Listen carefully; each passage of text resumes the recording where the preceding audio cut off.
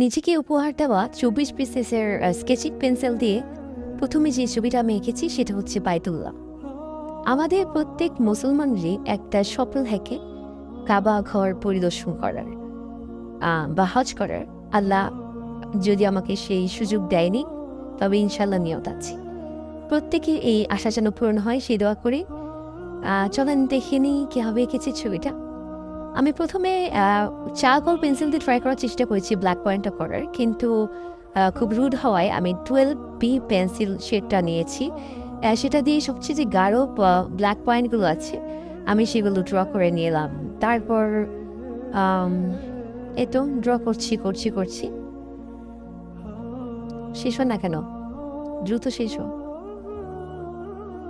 Pencil sketch করার সময় একটা খেয়াল রাখতে হয়, সেটা হচ্ছে আপনি যখন স্কেচ করছেন তখন আপনার হাতের তালুতে বা কোনো না কোনোভাবে এই রং ছড়িয়ে যেতে পারে, ছড়িয়ে গিয়ে সাদা অংশটা পুরো নষ্ট করে ফেলতে পারে। সেজন্য অন্য কোনো কাগজ দিয়ে বা কোনো একটা অংশ দিয়ে সেটা বা আঁকা অংশটুকু ঢেকে রেখে কাজ করতে হয়।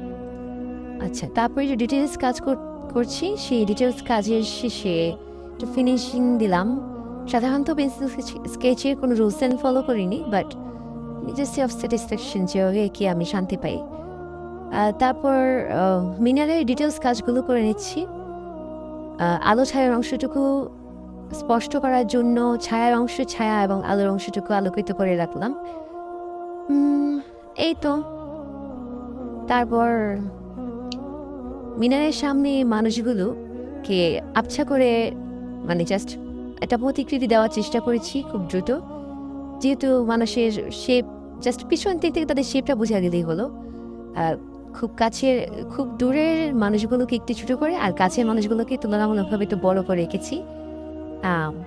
তারপর যাদেরকে দেখা যাচ্ছে কোনো মানে সামনে থেকে যাদেরকে দেখা যায় তাদেরকে একটু কালো বোরকা এবং সাধারণত অনেকে সাদা পাঞ্জাবি পরে, এই জন্য অনেকগুলো আমি রং করে নিয়ে এখানে আঁকাই রেখেছি।